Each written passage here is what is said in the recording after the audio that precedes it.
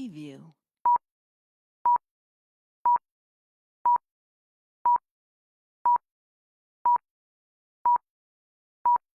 Preview.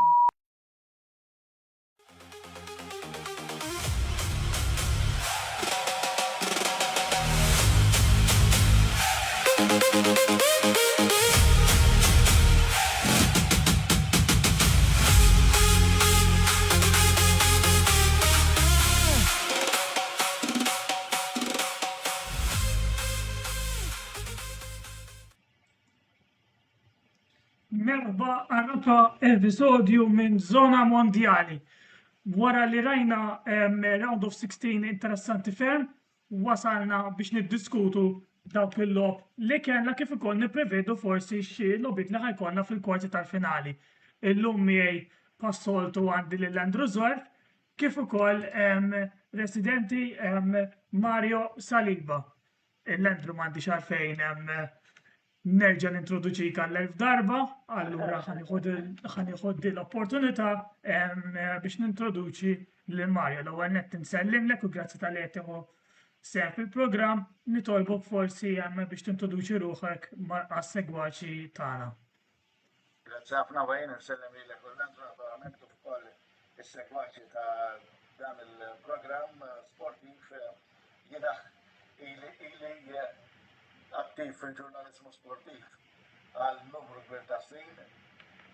Jiġifieri ili nsegwi il-finali tat-Tazza tad-Dinja mill-bidu ta' snin 60, l-ewwel finali li kelli l-opportunità li nara permezz tat-television naturalment kienet dik tal-1962 meta l-Brażil kienu għelbu lill-Ċekoslovakkja ġewwa Ċili bl-iskor ta' 4-2. Minn dak iż-żmien il-għaw ġifieri għajt insegwi kull finali illi naħdem bħala ġurnalista sportiv għal snin twal, din kemm ma' ġurnali bil-miktub kif ukoll dak li huwa radju u televiżjoni u nista' ngħid li għalkemm qatt ma attendejt għal xi finali tat-Tazza tad-Dinja, però naturalment dejjem segwejt b'interess kbir il-finali biex ngħidu hekk mill-1962 il-għawa aktar minn 60 sena. Tajjeb Mario, jiena naħseb flimkien Mendru nistgħu ngħidu li sigurament ninsabu kuntenti ħalli għandna xi ħadd daqshekk esperjenza li jista' kemm jikkompara ma' forsi World Cups li jiena u Andrew ma konniex ma niftakrux, ovvjament. U forsi minn hawnhekk nista' nibdew bir-riżultati li kellna fl-aħħar 16. Nibdew bil-Kanada kontra l-Marok li l-Marok erbu lill-Kanada bl-iskor ta' 3-0. Franza affaċċjaw tim aggressiv ħafna tal-Paragwaj u repu bl-iskor ta' 0-0 biss. Forsi waħda mill-iktar logħbiet sorpriżi kienet tan-Norveġġi kontra l-Brażil li rat mill-Brażil jiġu eliminati mill-aħħar 16 kif Norway jerbhom bl-iskor ta' 2-1. L-Ingliżi rebħu kontra l-Messiku 3-2 f'waħda mill-aqwa logħbiet li rajna tat-Tazza tad-Dinja s'issa fil-ferma tiegħi. Spanja jerbu lill-Portugal 1-0, il-Belġi jerbu lill-hosts l-Amerika 4-1. U l-bieraħ rajna l-Arġentina tagħmel comeback talbi kontra l-Eġittu bl-iskor ta' 3-2 u l-Svizzera kontra l-Kolombja tmur għall-penalties hekk kif il-logħba tispiċċa xejn b'xejn u mbagħad jgħaddu l-Svizzera bil-penalties. Jiena forsi Andrew ħandura Norveġġja kontra Brażil u forsi taf għax għax Mario jekk ma tafx, Andrew ħaseb li Erling Haaland ħajkun qed mid-diżappunti tal-istaġun. U jiena tal-World Cup, skużaj, tal-World Cup. U jiena in-Norveġġja rajthom fil-qualifiers u dawn meta tara ma tilfux logħba minn kellhom l-Italja fil-grupp tagħhom. Jiena daw ġbuna ħafna kif jilagħbu għandhom l-attakkanti għandhom ħafna plejers żgħażagħ, jiġifieri tal-goaler li huwa goaler ta' esperjenza, però kellu logħba brillanti kontra l-Brażil, nażgħar ngħid kien aqwa plejer. Jiġifieri rajta bħala sorpriża u le din-logħba għax ovvjament il-Brażil dejjem tara forsi l-Ingilterra fil-fema tiegħi, il-Brażil dejjem jkollha l-ikbar media pressure u forsi ta' host countries ukoll, jiġifieri għall-Brażil kien diżappunt enormi, jiġifieri. Enormi. Però għan-Norveġja forsi kienu kellhom inqas pressjoni mill-Brażil u rnexxielhom jagħmlu logħba tajba u fil-fema tiegħi kienu deserved winners. Andrew, ħanħallik tiddefendi Mela. ruħek. Mela, tina argumentaj li għalan, irbaħti li ħanżaw, nibdew minn hemm. Alright, ġifieri, ħassejt forsi, speċjalment għax kellhom grupp relattivament ħini wkoll biex ngħidu kollha, kellha rajt li forsi ma jmorrux daqs kemm kien nistamat, iżda żgur li dawn brillaw s'issa dan it-tournament, kellhom tournament tajjeb ħafna, rebħu ġew it-tieni fil-grupp kontra tilfu kontra Franza ma tantx hemm mistħija dik ir-riżultat għax fl-aħħar mill-aħħar Franza huma potenzjalment l-aqwa kien u inti qed sorpriża u mhux, nasa naqbel miegħek perfettament, jiena ovvjament kulħadd jistenna l-Brażil għandhom nisem ovvjament huma l-iktar tim li ħadu mondjali, iżda ma kienu qed jikkonvinċu xejn se jroħ il-Brażil overall, kienu inkonsistenti, nkun diplomatiku fuqha. Iżda u naffaċċaw kien tajjeb fin-Norway, kulħadd ovvjament jitkellem fuq Haaland li skorja żewġ gols fil-logħba tal-ħar, skorja 7 gols issa. Però t-tim li għandu madwaru vera meta tara ħares lejk, speċjalment rajthom mal-Brażil u rajthom flop oħra, vera hemm tim all round fl-aħħar mill-aħħar.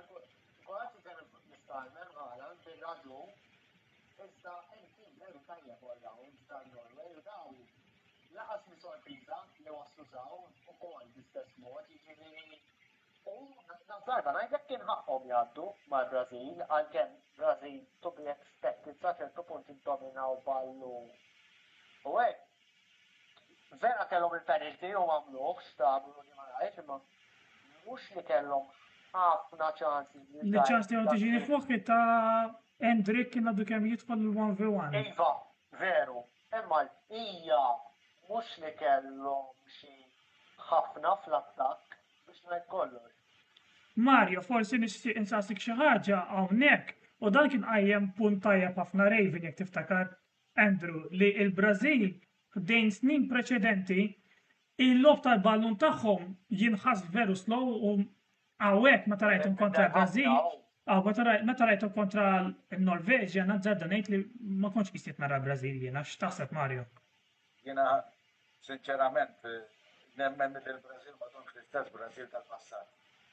Niftakru li l-aħħar li Robert Clark kienu 24 sen ilu, minn dak iż-żmien qatt ma impressjonaw. Anzi, meta saret ġewwa l-Brażil, l-aħħar li saret ġewwa l-Brażil, kif nafu, tant kienu inferjuri għat-timijiet l-oħra, li saħansitra sofrew telfa verament diżastruża fis-semifinali kontra l-Ġermanja 7-1. Brażil tal-passat għastemmen li xi darba setaw jaqalaw 7. Jien niftakar il-Brażil ta' żmien Pelé b'mod speċjali li kienu Brażil f'klassi għalihom. Reputazzja tad-dinja 3 darbiet f'4 edizzjonijiet minn 58 sa 70. U Pelé kien l-uniku plejer sissa fid-dinja li rebaħ tazza tad-dinja 3 darbiet. Minn dak iż-żmien il-Brażil nafu li huma l-iktar pajjiż li rebaħ tazza tad-dinja 5 darbiet. L-aħħar li ħaduha kien fadna 24 sen ilu, meta kien hemm l-istilla Ronaldo liħor mhux Oriġinali. naturalment. Però minn dak iż-żmien law il-Brażil qatt ma impressjonaw. Ippruvaw issa daħlu lill-coach barrani għall-ewwel darba lil Carlo Ancelotti bit-tama li dan forsi ibidel it-tattiċi tat-tim. Neymar nafu li m'għadux il-Neymar li kien 16 snin ilu u isu m'hemmx dak il-plejer partikolari fl-iskwadra illi jista' jmexxi lit-tim. Bil-banda l-oħra kellimna dwar in-Norveġja li n-Norveġja kienu realtà pożittiva. Bil-edizzjoni tal-rajnijom mill-qualifications diġà meta issuperaw għal kollox l-Italjani li waslu biex anke għat-tielet edizzjoni konsekutiva sfaw eliminati. Rajna li l-Haaland jibrilla kemm ilu ma' Manchester City u fil-logħba kontra l-Brażil għal momenti twal ħalan kien qisu inesistenti. Però mbagħad meta ċaqlaq dak li kien importanti, skorja l-gols. L-aħħar kwarta tal-logħba rajna li l-ħalan jiskorja żewġ gols wieħed isbaħ mill-ieħor biex prattikament mhux waħdu naturalment, però kien wieħed mill-protagonisti illi reġgħu poġġew lill-Brażil fid-doldrums kif jgħidu l-Ingliżi, ma jirnexxilhomx jagħmlu dak mixtieq minnhom. Eżattament, nasal biex naqbel perfettament miegħek ovvjament Brażil tal-passat ma niftakarhomx jiena l-ewwel World Cup li niftakarni nara tal-2014 u niftakar sew il-logħba tas-7-1 għax dak iż-żmien jiena supporter tal-Milan dak iż-żmien kont inżomm mal-Brażil ħabba kaka, niftakarni mar-raba gol nidħol fis-sodda nibki, jiġifieri ma kellekx għalfejn tfakkarni f'dik il-logħba. Interessanti il-Brażil dak huwa l-iktar pajjiż rebaħ għamel darbi. Però darbtejn li organizzawha fil-2014 darbtejn fallew. Eżatt. Forsi nixtieq ndur fuq nitkellmu fuq il-Brażil. Diżappunt ieħor ta' Portuguese speaking nation, il-Portugal kontra Spanja. Nemmen li mill-li rajt, forsi Spanja onestament wara l-Euros stennejthom forsi anke l-Spanja stennejthom ikunu naqra aħjar qed jilagħbu naqra passiv qed inħoss jiġifieri. Però l-Portugal diżappunt kbir, speċjalment fejn jidħol nofs ta' ground. Għandek wieħed mill-aqwa midfields fid-dinja u prattikament l-ebda mill-star players li għandhom fin-nofs bejn Vitinha u Bruno Fernandes, speċjalment Bruno Fernandes, ma rajthomx jimpressjonawni xejn, jiġifieri ħafna kliem fuq għax Ronaldo hekk, ovvjament Ronaldo dejjem ħew l-spotlight tal-Portugal, rridu naraw il-verità u d-diżappunt għandu jaqa' fuq it-tim kollu u anke għalija fuq il-coach li Roberto Martinez li nkun onest fuq u nibqa' ġieli impressjonat kif isib xogħlijiet ma' pajjiżi ta' dan il-prestiġju. Ma nafx forsi min irid jelabora aktar fuq dan il-punt. Forsi nibdajnek jippermetti li jiena naqbel perfettament miegħek li l-Portugal kienu diżappunt.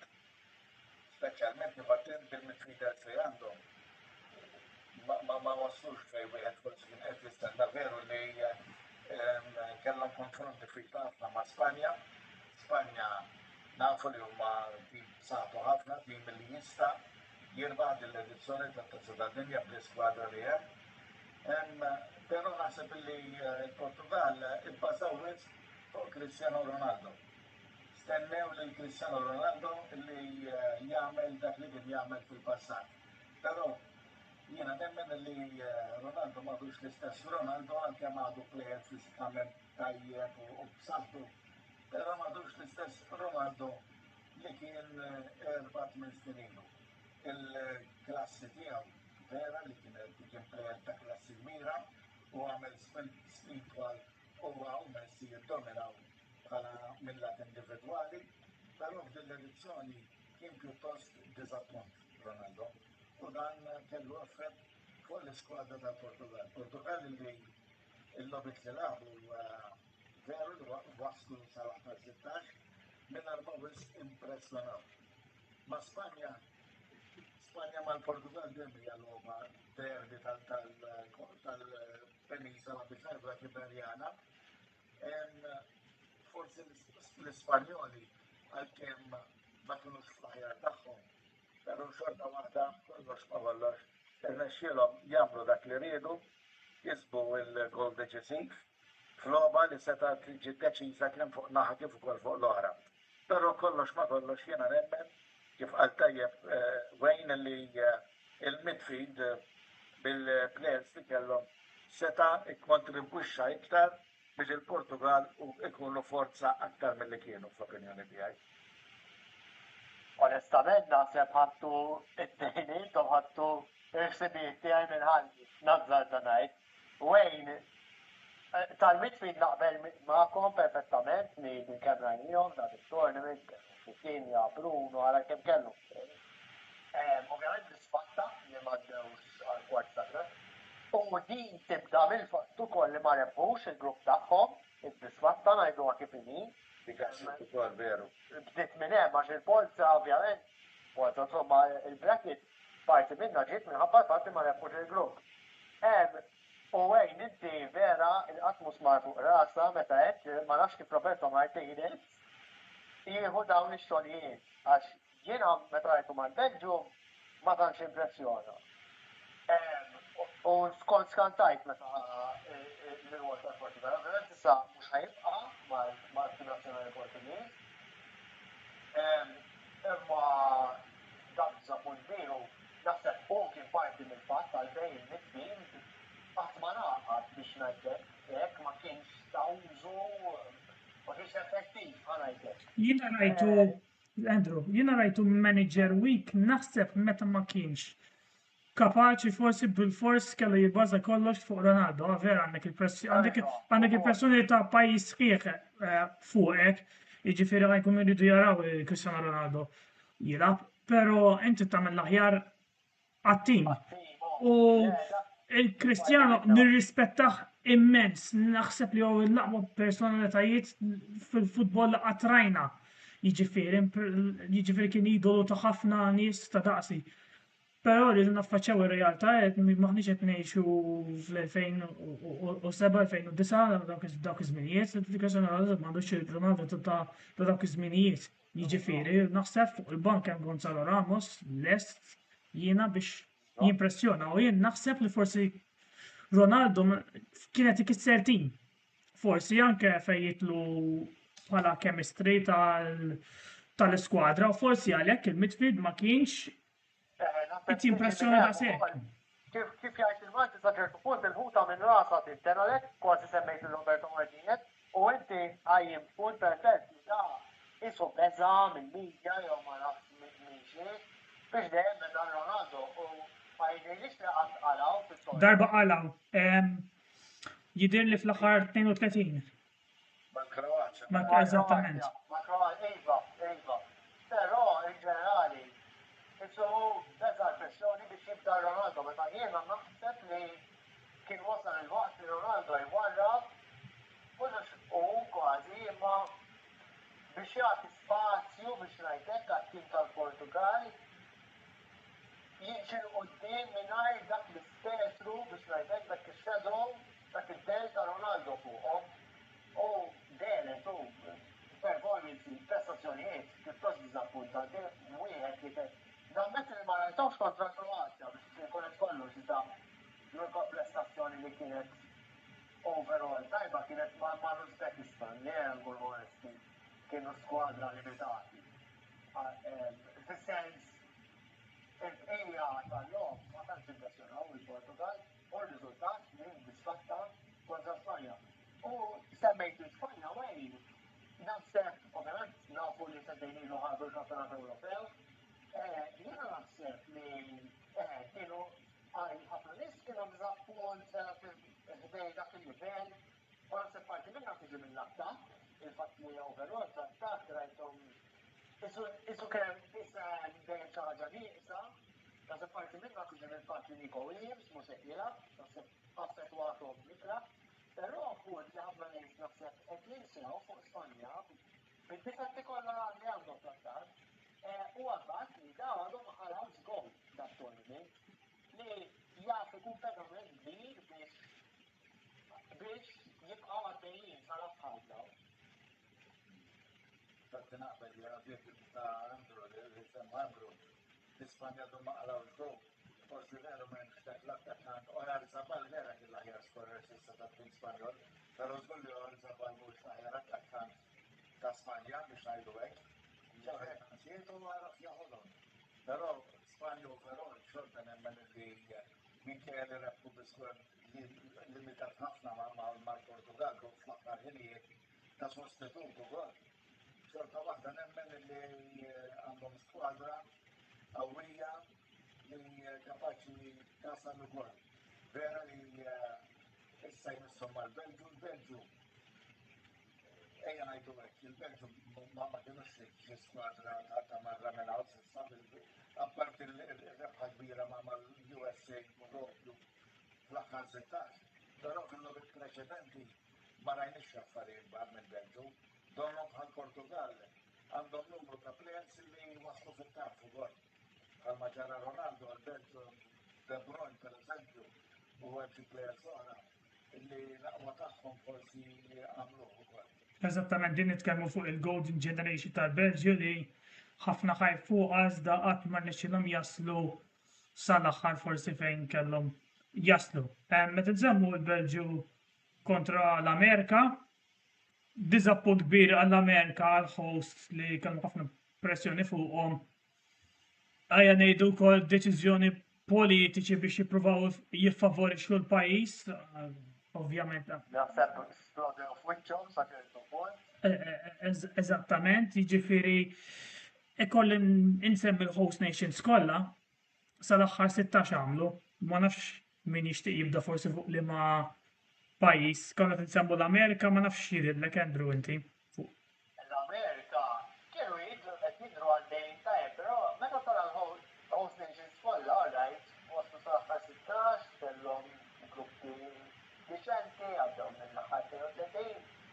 Issa xejn affaċċaw l-ewwel tim ta' sustanza ċertu stoppa Ewropew, kollha naraw daw jiġifieri. Issa tibqaturi kif l-aħħar mill-aħħar għandhemm ngħidu min ħajkun dak it-tim minn kontinent mhux mill-Ewropa jew mill-Amerika t'isfel li ħajgħamel dik il-qabża li jibqa' dej regolari lejn l-aħħar fil-mondjali.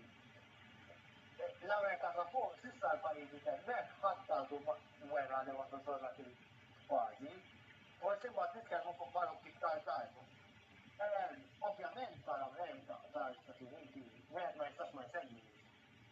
Ħabar forsi iżżejjed fil-politika ma id-deċiżjoni ta' Olar Balogun li dan tkeċċa kontra Bosnia Herzegovina l-aħħar 32 u li l-karta ħamra li kienet tisser logħba sospensjoni allura kien ifalli logħba kontra l-Belġju li ġiet sospesa.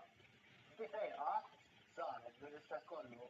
U ovvjament allarmanti meta tisma' li il-President tal-pajjiż in kwestjoni u President ta' pajjiż ta' dak il-pajjiż huwa rwol veru fid-dinja bla ma nidħol ħafna merti dwar il-liga innifsu. Iċempel il-President tal-FIFA biex iżjed il-President fuqhom u staff għajhom naħseb wieħed mill-affarijiet għalfejn hemm USA kienu l-Istati Uniti kienu għaddejjin tajjeb kien il-fatt li Pochettino isur nexxielhom lu wara fid-distrazzjoni politiċi u l-kaos. U mbagħad daħlet din ta' Balogun u naħseb ukoll għaddet tkun hemm. Biex inkompli mal-qed Andrew, naqbel perfettament li għalija Infantino tispiċċa l-World Cup għandu l-barra mill-ewwel. Ma baqalux partux terribli bħala President tal-FIFA, saru wes affarijiet illi juru kemm kien dajjef f'din l-edizzjoni tat-Tazza tad-Dinja. Il-fatt li jkollok l-Iran għax l-Iran huma fi gwerra mal-Istati Uniti kellhom wisq limitazzjonijiet kontrihom, kollox kontrihom kien. Li daw laqqas seta' jispiċċaw il-logħba jistrieħu ma kemm għallu lura lejn Messiku. Waħda apparti dik. Kellna il-każ tar-referi minn mis-Somalja. Eżattament. Dan ma tħallix jidħol l-Istati Uniti. U l-UEFA offrit li l-edizzjoni li mesta Super Cup jirrefjaw. Kellna ħafna affarijiet ġifieri li ma jagħmlux sens ta' l-intħil politiku sfortunatament affettwa wisq lill-Infantino. Infantino mill-ewwel qabel it-Tazza tad-Dinja der jisu jipprova jinħab ħafna ma' Trump. Tant li anke taħt l-onur tal-paċi. Xi ħaġa li qatt ma ġrati. Mbagħad meta dan ċempillu fuq Balogun, naċċetta dana bħala president qatt ma seta jgħaddi minn moħħijien illi għandu jaċċetta illi jidħol intħil politiku ta' dik il-kwalità. Il għaliex fil-futbol mhux il-politika tiddeċiedi, jiddeċidu r-regolamenti li jeżistu. Tajjeb, u fl-opinjoni tiegħi la Balagun tkeċċa sospensjoni minima tal-logħba kienet bil-forza kellha determinata li ġara mbagħad donhom il-Belġani tant derilhom illi saret inġustizzja li għamu għall-okkażjoni rajna anke ġifieri żbalji tattiċi mill-tim Amerikan, it-tielet gol dak l-isbal tal-goalkeeper kien komiku biex ngħidu hekk fazza. Imma kollox ma kollox, meta tħares in ġenerali wkoll lejn it-tliet pajjiżi li ospitaw dawn il-finali. Il-Kanada ma staġibx jiena, il għaliex mal-Marok kellhom avversarji verament tajbin ħafna u l-Marok ma nafx issa Franza kien żgur li se tkun logħba ferm diffiċli għat-tim Franċiż. Għalkemm xorta nemmen illi Franza s'issa kienu l-aqwa tim li ma nafx issa. Il-Messiku insertaw l-tim Ingliż fl-aqwa tiegħu wara d-disappunti li Ingliż. Ma l-Messiku l-aħjar l-logħba tiegħu. U anke minkejja li kellhom plejer imkeċċi kif nafu, kellhom il-kwanza mkeċċi xorta waħda l-Ingliżi baqgħu tajbin biżżejjed biex jimmeritaw ir-rebħa li kisbu kontra tim Messikan. U l-Istati Uniti diġà tkellimna, l-Istati Uniti jiena nsostni li dawn il-pajjiżi tal-Amerika ċentrali kif tajjeb inti għadhom mhumiex b'saħħithom biżżejjed biex ikunu kandidati deni li jistgħu jerbħu din il-kompetizzjoni. Fil-fatt, 6 mit-8 pajjiżi li ħafna fil-kwarti tal-finali huma mill-Ewropa. Għandna l-Marokk mill-Afrika li nistgħu ngħidu stabilixxew ruħhom bħala wieħed minn pajjiżi li ħanibdew narawhom jaslu sal-aħħar dawn il-kompetizzjonijiet. U il-Marokk tajjeb nippuntaw. Bil-merti kollha tagħhom ta' jiġifieri bis-tajjeb kollha tagħhom għadu ħafna plejers li lagħbu fil-Ligs Ewropea. Eżattament. Plejers li twintu ġewwa l-Ewropa. Eżattament, jiġifieri. Jekk minn is-sersbal kważi l-plejers kollha tagħhom ma twildu l-Marokk. Veru. Iva. Hemm ħafna il-maġġoranza twildu fi Franza, hemm xi oħrajn li twildu Spanja, jiġifieri u jilagħbu b'mod regolari, nafuhom mhux ħafna minnhom jilagħbu b'mod regolari fil-kampjonati ewlenin Ewropej. Jiġifieri mhix sorpriża li l-Marokk 4 snin ilu waslu sas-semifinali. U din id-darba għandhom prova jibsa ma' Franza hux. Eżatt dik nitkellmu aktar quddiem fuq għax f'opinjoni tiegħi waħda mill-highlights li ħajkonna fil-fażi li ġejja. Tim ieħor kien l-Arġentina li rajna l-logħba tal-bieħ nixtieq induna fuq din il-logħba diġà tkellimna fuq naqa' kontroversi forsi hawnhekk kienet logħba ta' forsi kontroversi ukoll l-Arġentina jagħmlu comeback minn xejn minn taħt il-put li ta' bit-2 kontra l-Eġittu minn hawnhekk nixtieq nagħti mertu kbir l-Eġittu labu l-logħba tajba ħafna. Sfortunatament bħalma rajna pajjiżi Afrikani oħra qishom ma setgħux jagħmluha sal-aħħar li rajnija frekwentament wisq mill-pajjiżi tal-Afrika li qishom wara 70 minuta il-pressjoni tibda tibbildja fuqhom u forsi hawnhekk tidher l-intelligenza tat-timijiet Ewropej u South Americans li jieħdu l-logħba forsi iktar bil-mod u mbagħad fl-aħħar jaħżduhom u fil-fatt hekk ġara fil-logħba tal-Eġittu. Però nixtieq forsi nsemmi ġiex momenti minn din il-logħba li forsi kienu ta' kontroversja il-gowl it-tieni gowl li ġie kkanċellat tal-Eġittu minħabba fl-opinjoni tiegħi foul verament minimu li sar ħafna qabel il-gowl. Jiġifieri hemmhekk nixtieq forsi klarifika li sakemm qabel tista' tara l-VAR. U mbagħad ovvjament kien hemm ċans tajjeb għal 1v1 ta' Salah li ġeġa sfax fix-xejn fuq foul li onestament ma rajtx. Ovvjament l-Arġentina xorta rrid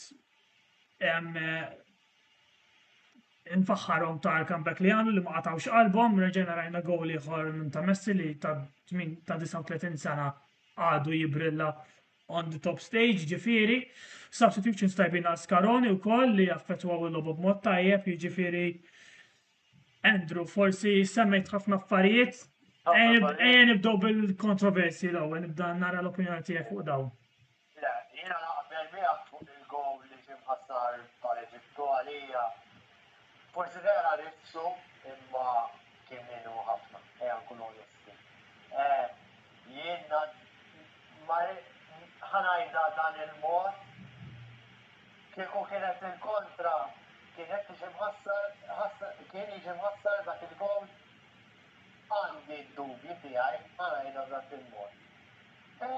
Dwar il-fatt li kemm kien ilu l-foul versus il-gowl, dik jiena m'għandix problema biha personalment la darba ma kienx hemm tisfira fin-nofs jew xi ħaġa.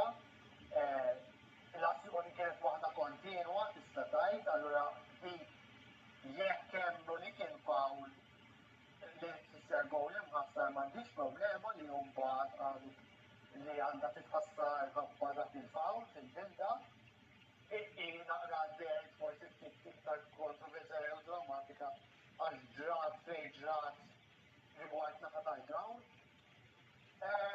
Jiġifieri dik naħseb dak il-gowl tal-Eġittu imħassar l-Eġittu għalija ħanitkellem fuqhom marru ħafna ħjar milli kien marru naqra ħjar milli kien mistenni fil-drama tiegħi overall. Naħseb l-expectations fuqhom għamil il-tournament ma kienx ta' barra minna u minna u minn hemm ta' prestazzjonijiet sordi u kienu sfortunati li nqalgħu. Ovvjament forsi nuqqas konċentrazzjoni tal-Afrikani jien li ddiżappuntawni minn daqshekk is-Senegal fir-rawn ta' qabel fejn kienu tejn minn fuq sa' 85 minuta u l-Belġium ma deru kien li ħajniskurjaw u f'daqqa waħda sabulhom żewġ goals u fatalja li Belġium ta' penalty fl-aħħar. Jiġifieri naħseb ovvjament l-Arġentina reżiljenza li xorta tibqa' dejjem wara ta' mod ipletu, ovvjament Messi naħseb ħanispiċċa dak kollha kollha ma jafx ngħid kemm hu talbi dak li għamel dak it-tlieta huwa top scorer ma ninsewx dan il-World Cup goals. Jiena minnati naqbel ma' ħafna mill-li qal Andrew. Speċjalment il-gowl li tħassar tal-Eġittu, l-azzjoni kien hemm refsa, jiġifieri l-azzjoni, imbagħad baqa' tal-tejja u sar il-gowl. Jiġifieri veru li il-gowl sar minn dik l-azzjoni ta' għaddiet. Rajna ġifieri każi fejn kien hemm daħlet iktar ħoroġ u diffiċli li baqgħu għaddejjin u ma ġara xejn, veru.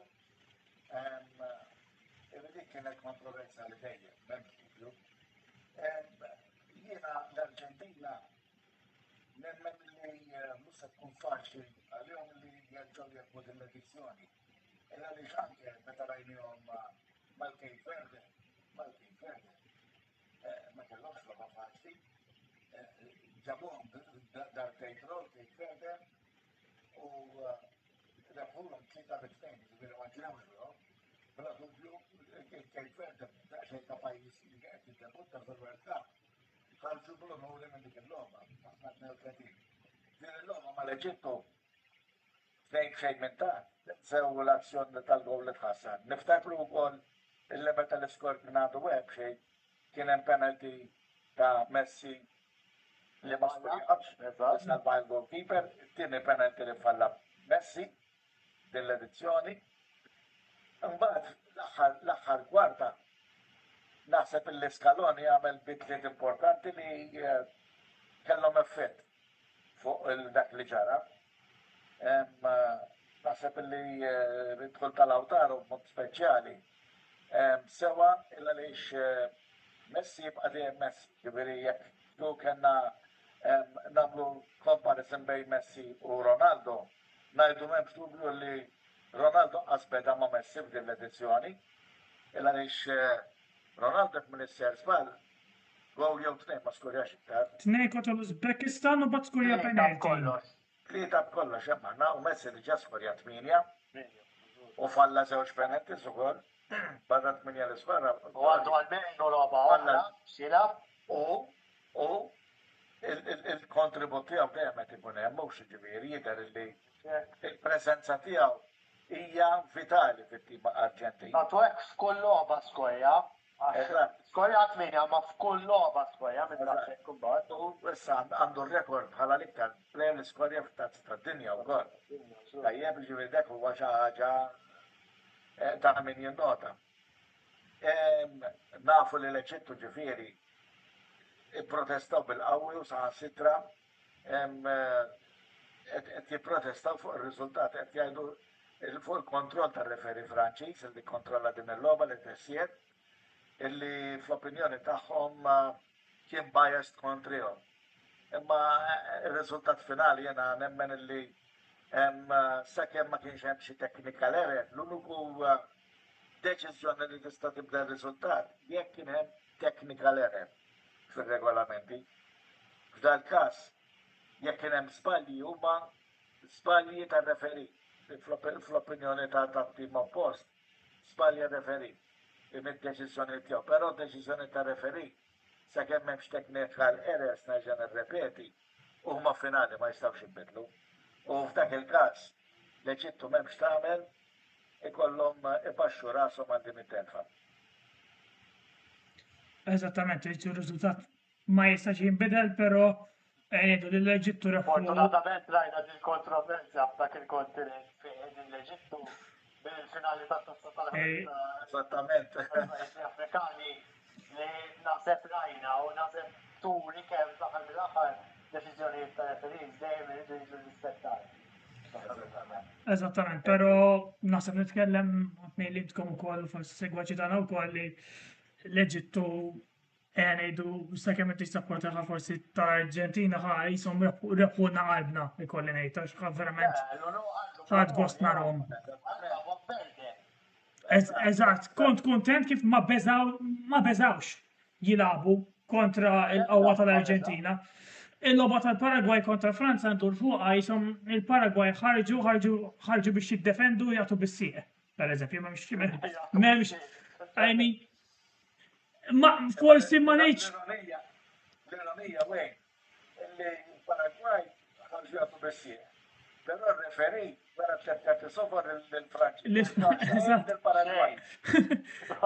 Vera, Ara, mux mija ħanejċe kontra il-koċa minn deċizjoni tijaw nafu l-qawwali ta' Franza nemmel jumma l-qawwa tim ta' dinja ġifiri diffiċli t-prova t-la forsi open u t-prova t-kreja ċansis kontra dak il-tim għax ma l-għal ħajabdu ġifiri forsi f'dak il-kasa u kif forsi kienet iktar mod għenejdu li kollok ċans biex titfol fil-loba, pero rajna dak timijiet Afrikani li ma beżawx mit timijiet Ewropew, ħarġu players ukoll tajbin hawnhekk ikolli nsemmi il-goal scorer Hassan li għamel logħba mhux goal scorer, sorry tal-assist li tal-assist jiġifieri. Ma nafx fejn ħareġ sinċerament dabel qatt ma rajtu. Beda fuq Marmux, jiġifieri, beda fuq players li nafuhom jiġifieri dan il-player, jiġifieri ħadd gost ħafna naraw jidribilja ma beżax. U anke għal Zico wkoll li kellu l-gowl ikkanċellatum bat li ġesku jattini wieħed, jiġifieri naħseb forsi mill-lobit kollha li rajt fl-aħħar 16 nazzardunejt tal-Messiku kontra Ingilterra ma rajtix live bil-lejl ma rajtix, ġifieri mill-lob li rajt naħseb kienet li tawada li tat entertainment. Ħafna jena ġbirni l-goli bħala logħba. L-Eġittu vera il-wirja tagħhom kienet waħda illi tatna pjaċir. U ovvjament meta qed nilgħab kontra il-Champions Renjanti u dik il-wirja ħarġu bl-unur il-dur minn kienet telfa. Eżattament, Andrew ma nafx jekk tix iżid xi ħaġa fil-każ nistgħu forsi nduru previżjoni tal-kwarti tal-finali. Mhux wisq. Semmejt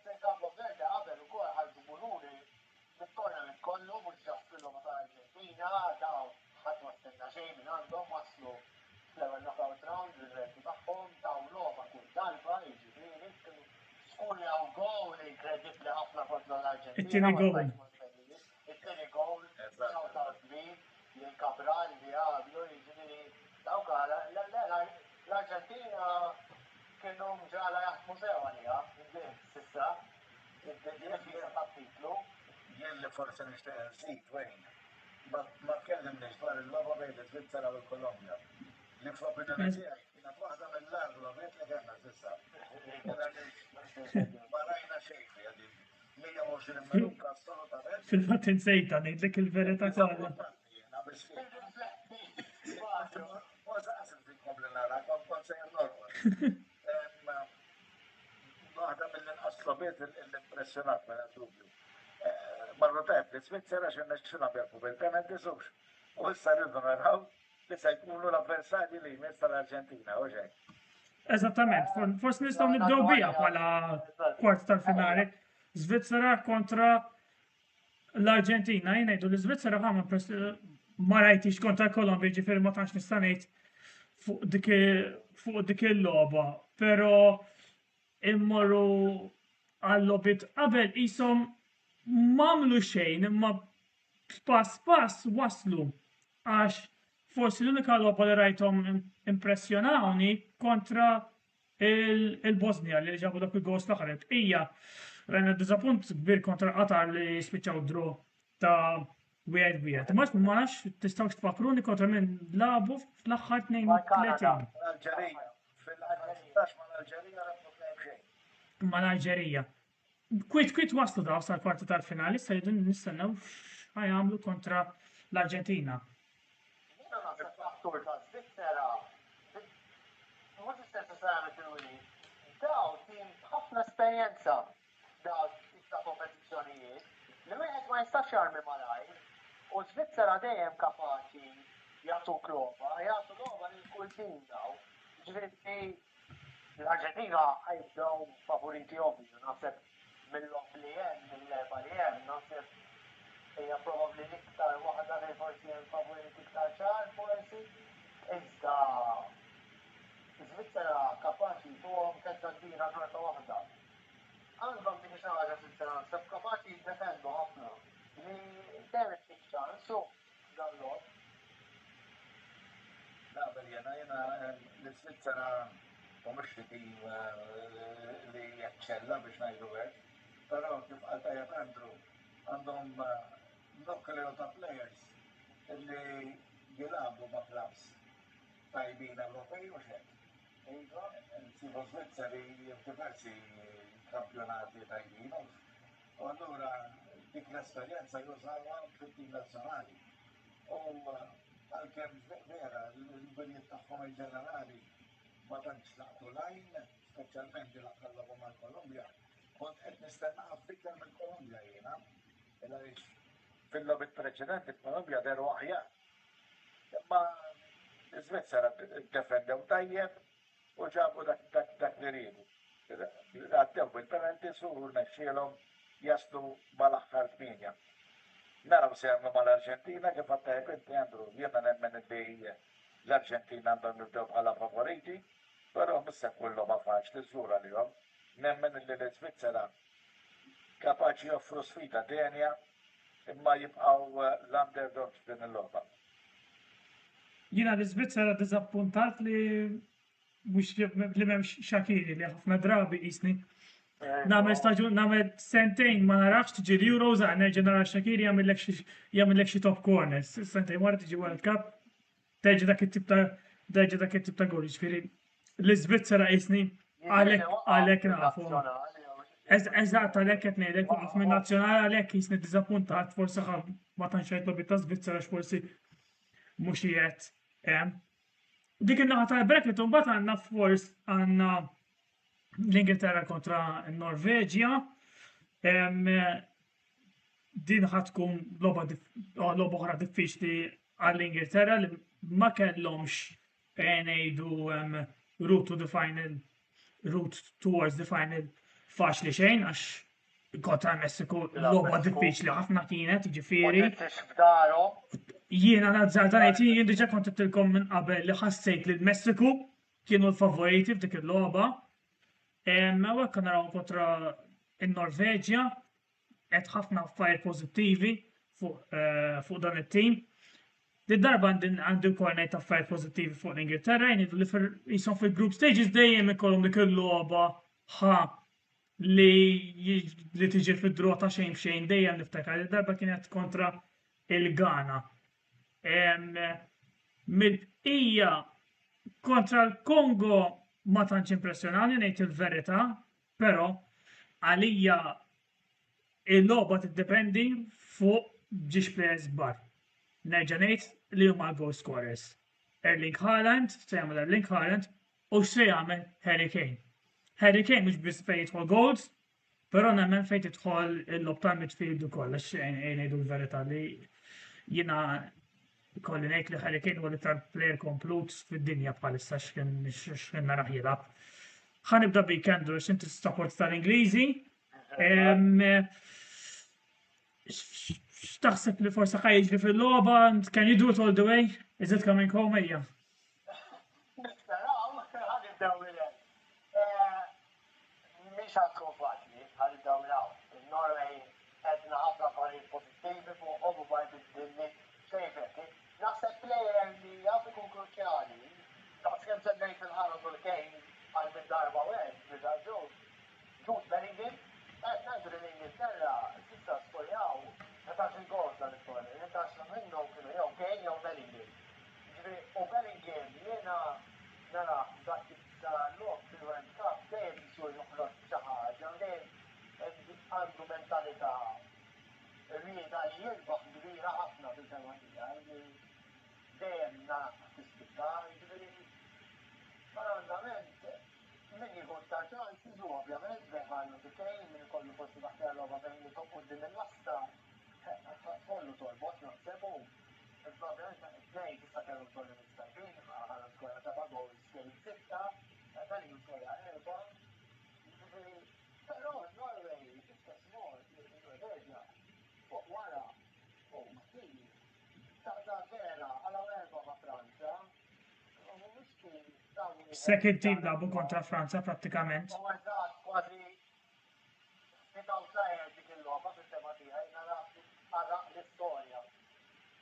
Jiġifieri Norway team komplut. Ovvjament jaslu fl-Ingilterra għal forsi għaddu għal din nies. Iżda Franza ma nkunx ġoddi, jekk jgħaddu Norway, ma nkunx ġoddi. Jew kaskruhom sal-aħħar net fil-logħba, jiġifieri ħatkun close ħafna. Favoriti il-Sandro fuqhom li tas-sorta nifqaddem lil Franza għandhom dak il-iktar skwadra kompluta. Naħseb l-Ingilterra battew ukoll dan tournament l-aħjar players mhux dejjem labu forsi tal-Ingliżi, pereżempju għalija kienet differenza ċara bejn Madueke u Saka fuq il-naħa tal-lemin tal-ground. Id-differenza sakka fit-tim u mhux fit-tim, għal volja mhux skurja goals, inħasseb ċara fidej Madueke, jiġifieri u anke ma ninsewx l-irwol li jagħmel li-Rice fit-tim, jiġifieri jekk l-Ingilterra wkoll għandhom bżonn ikollhom l-aqwa players tagħhom fit biex ikollhom il-bilanċ kif jixtiequ. Jien min-naħa tiegħi nemmen li din tista' tkun waħda mill-aqwa logħbiet ta' din l-edizzjoni tat-Kazza tad-Dinja. Norway mal-Ingilterra kif għadna hemm żewġ strikers eċċezzjonali u naħħanna l-Harry Kane u naħla għandna l-Haaland illi urew illi kapaċi jiskorjaw il-goals. Jiena jaġġibni Haaland il-mod kif skorja żewġ goals kontra l-Brażil, speċjalment it-tieni wieħed. Dik ċertu coolness tiegħu hekk xut eżatt fir-roħna u gowl. Għax l-ewwel wieħed cross ta' ras anticipa id-difensur li kien miegħu u faċilment, prattikament, faċilment tefa' l-ballun bir-ras fix-xibka. Huwa striker li jberħek, però huwa player li jistenna ġifieri. Infatti, sakemm skorja żewġ goals, kważi ma rajna xejn minn Haaland. Fit-80 minuta kważi ma rajna xejn. rajna l-aħjar tiegħu propju meta skorja żewġ gols wara l-klassi tiegħu. Kejn huwa kif qal Andrew huwa differenti għax kien kapaċi anke jidħol jieħu parti fl-azzjoni qabel ma jkonkludiha. Huwa plejer kostruttiv, teknikament tajjeb ħafna, illi kapaċi jikkonkludi. U mingħajr dubju Bellingham huwa il-plejer li qed ikun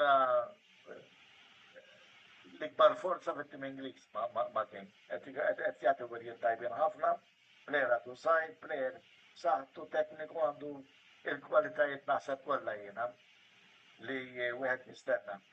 Hemm diffiċli biex tajt minn se jerbaħ. Però l-ewwel kummenti li rajt jien tal-ġurnalisti Ingliżi wara l-logħba mal-Messiku. U l-ewwel kumment taf x'kien l-aqwa logħba li qatla fit-tim Ingliż f'60 sena. Jiġifieri minn meta reputazza tad-dinja 60 sena ilu ġewwa Wembley Stadium kontra l-Ġermanja. Il-logħba kienet diffiċli però u saret iktar diffiċli bit-tkeċċija ta' kwanza, però il-kwalità tat-tim Ingliż naħseb li kibret mill-logħba l-oħra. Kien hemm momenti fejn ddiżappuntaw veru praġiġi, imma mal-Messiku naħseb li kienet logħba li poġġiethom pożizzjoni li jistgħu jagħmluha wkoll. Jiena plejer Ma nissorprendix ruħi jekk l-Ingliż joħorġu rebbieħa nhar is-sibt għax nhar is-sibt ġejset tkun il-logħba. U jibqgħu għaddejjin din il-fażla għax wis probabbli se jiġu mal-Arġentina semifinali u mal-Arġentina kollha jista' jiġri. l-Arġentina tħobbhom u l-World Cup ovvjament qed narawha ħafna. Jien li kont ħanejt plejer li nixtieq insemmi wara il-Messiku huwa Dan Burn li ħafna għajjat qabel il-World Cup dan għalfejn tella wasif laħiċ ċala wasna x'ma smajtx kien plejer kruċjali biex jitajja dawk l-aerial balls. Issa Ma jsejħulux Big Dan Burn għal xejn. eżattament, issa qed insemmu lil Haaland, dawk Dan Burn jaf ikun forsi plejer importanti għall-aħħar minuti tal-Ingilterra jekk ikunu qegħdin minn fuq biex jerġa' jagħmel dak id-dirty work u jtajjar u jippreveni dawk l-aerial balls. Aħna nafu li n-Norveġja waħda mit-threats tagħhom għandha plejers twal, jiġifieri ħa naraw bla fil-kaxxa is-sib li ġej. Infatti tissemmi Dan Burn vera kien plejer li ta' kontribut fl-aħħar ħinijiet ta' logħba. Tuxer fil-fatt ġie kritikat għax ħalla barra ma żilx ċertu plejers fosthom il-Maguire. Maguire bl-ikbar rispett kellu staġun tajjeb ħafna mal-United u ħafna kienu qed jistennew li għall-inqas għandu jkun fl-iskwadra għal din il-kompetizzjoni. Naħseb l-Ingilterra concern naħseb ħaġa ta' inkwin, ovvjament kwanza sospiż, ovvjament, issa. Il-pożizzjoni tad-difiża fil-lemin, il-right back. Ħafna gerfin su taqlib, sfortunatament. Xi wħud insoltament, xi wħud fajt minnu bej jet stay, bej Reece James mhux fit, bej kwanza sospiż. Dik irridu jaraw.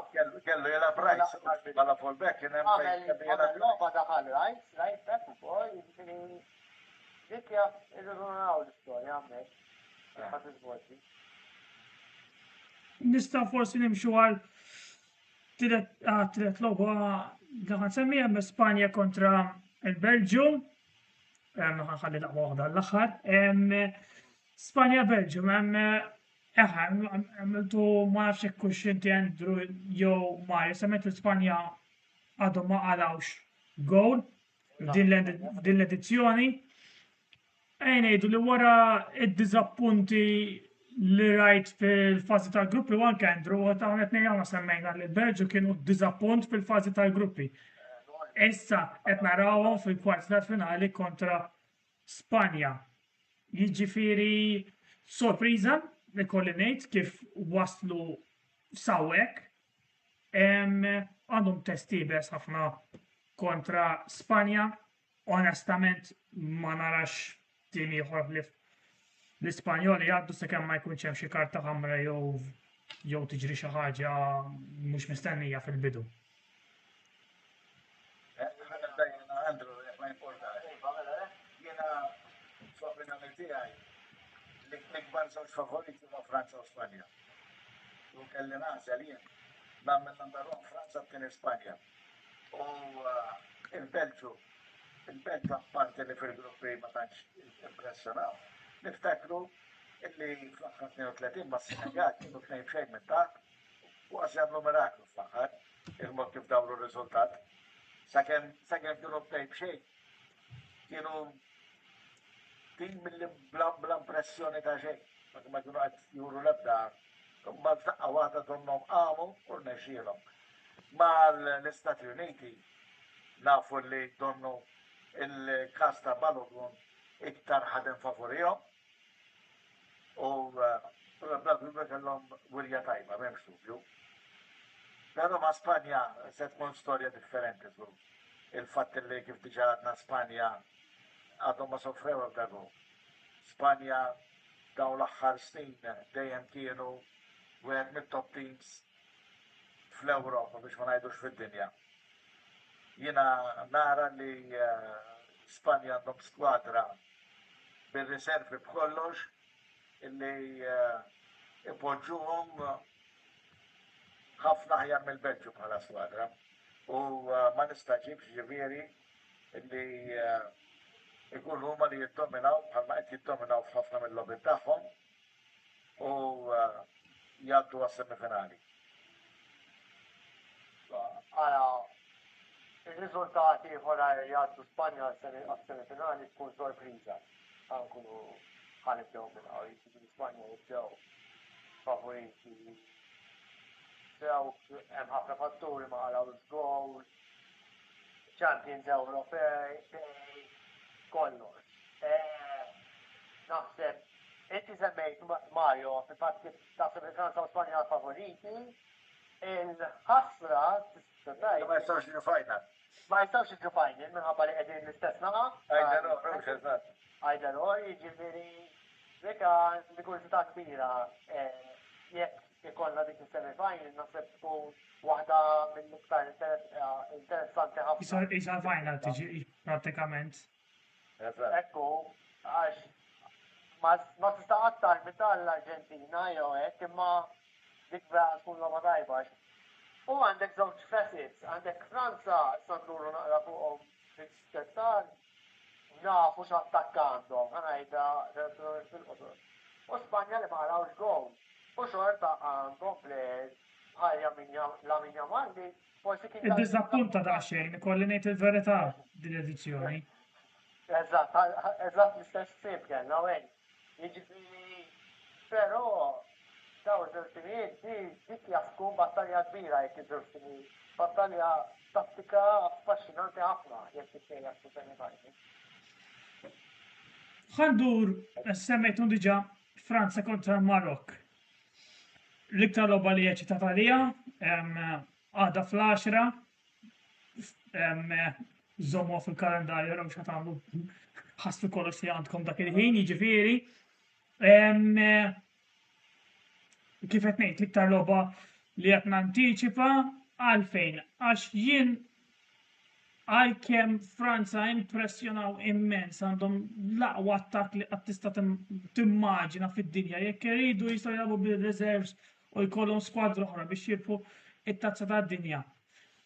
Ħajlagħbu kontra l-Marokk. Il-Marokk fl-edizzjoni li għaddiet tawna sorpriżi jiġifieri ta' eliminazzjonijiet huma by far naħseb l-aqwa tim fl-Afrika għandhom dik il-mentalità ta' tim Ewropew jiġifieri intelligenti ħafna bil-ballun, kellhom players ġodda li impressjonaw Buwadi kien semmih Ryan fit-tielet programm jidhirli jiġifieri dawn għandhom players tajbin biex jilagħbu u minnhom forsi ħana previżjoni jien ngħidlek Franza jirfu ma jirfux after 90 minutes tmur extra time jew penalties din-logħba. Mar noħodx kbira Marokk għandhom l-avvenza fid-difiża jkunu tuħadi ħafna fil-verità, nixej għaraw gol, għaraw t-nej ma tajin kif istataj, u għaxri għed bil-gos kif veru sabiħ, kolti rajtu. Ġifiri Marok għandhom kif id-defina bla kol, ġifiri Marok bil-bira blakta kollu li għandhom tanza kifettin dwejn jidu bżon ta' t-fatajmu kelli. Ġifiri l-lobu għana vera affascinanti ta' Franza, u ma dik dik favoriti għandu dik l-attak għandu dik xaħġa, tibda xaħġa mis-xejn biex ngħidlek hekk, li tibdil ta' ballun, għandek dik l-invenzjoni, għandha fuq wara għal-ballon li kollu ġustifikat fuq l-attak, fuq wara huwa tim tajjeb ħafna ġuda waħda kull ma qaraw żewġ gols, tournament, din vera logħba affascinanti, naħseb nitqal waħda biex tagħdel ħaddieħ naħseb innhom. Għami, għalija seta tkun final u kol din. Nara final. Ċertament. Il-Marok kienu sfortunati. Dak il-grupp kien ġew it-tieni. Għaddew ma' Olanda tajjeb. Għaddew ma' Kanada tajjeb. Fissaw ma' Franza. Waqt il-naħawara kienu jiġu ma' Ġapan u bat Norway u dak il-żewġ gruppi vera ġew. Żewġ tajs l-ewwel knockout round vera diffiċli biex wieħed jażel l-NBA.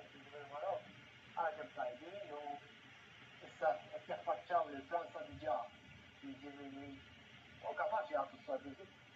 Fil-mondjali ta' ilu għaddew bil-penalti kontra Spanja u jkun il-Portugal daw jiġifieri mhux li waslu semifinali għax forsi Polza vera ġiethom tekka jew xi ħaġa u kienu rekkol grupp ma ninsewx, grupp li kien tek Kroazja u Belġju, jiġifieri daw Marok qed juru li l-livell qed jidher. Jien naħseb li l-level tagħhom tip mill-2022. Ukoll, 100%, fil-dubju, dejjem timxu l-qudiem li daw verament huma kapaċi regolari jkun lejn l-aħħar għaw lejn l-aħħar fażijiet ta' mondjali. Jien naqbel perfettament li mhux se tkun logħba faċli għal Franza u kif qal Andrew ma nistaġibx qed tmur fil-hemm barrani. Jien għaliex il-Marok hemm skwadra ta' players li 4 snin ilu waslu semifinali mill-4 snin law. Naħseb li tjiemu jien ukoll u għal-daqstant kontra Franza li ħafna qegħdin li Franza l-aqwa tim li hemm. U jekk tara l-iskwadra ġifieri Mexico li għandhom skwadra fenomenali. Però il-Marok xhur li mhux se jċedu malaj se jibqgħu se jagħmlu minn kollox biex bħalma għamlu l-Barsin ilu juru li huma skwadra valida wkoll. Kapaċi li toffri sfida denja bil-aqwa timijiet li hemm fil-kompetizzjoni. Franza naturalment jiddependu ħafna fuq l-attakkanti b'saħħithom li għandhom. Mbappe u Dembele nafu xi kwalità ta' plejers huma biex ma nsemmux plejers oħrajn. Anke l-iskwadra kompleta ġifieri hemm nintgħażel dejjem hemm skwadra ta' plejers li minnhom Deschamps għandu xi ħaġa u l-logħba nisperaw li dak it-teċen narawha bħalma rajna l-ogħod li kellna diġà u jalla tkun logħba li tagħti riklam sabiħ lill-logħba tal-futbol. Jiena minn naħa tiegħi m'għandix xi nżid jiġifieri fuq xi xett ta' min nittamaw li wara dan l-antiċipazzjoni kollu l-logħba ma tiddiżappuntax.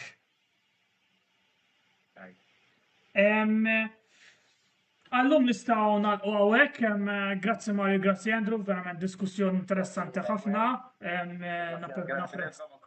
Napprezza ta' ħin tagħkom. Żona mondjali jirritorna fi-13 ta' Lulju, ikun it-tnejn wara l-logħbiet tal-kwarti tal-finali, nagħtu previżjonijiet u reviews tal-logħbiet tal-kwarti tal-finali kif ukoll previżjonijiet tas-semifinali. nħabrukom iktar tard forsi wkoll għal xi mistennin li jkunu daħlin f'dak il-programm. Jiena m'għandi xejn iżjed xi nżid, grazzi lilkom Andrew u Mario, grazzi l-segwaċi tagħna tal-li ġejtu rajtu programm ieħor minn żona mondjali. Niltaqgħu. Ciao ciao.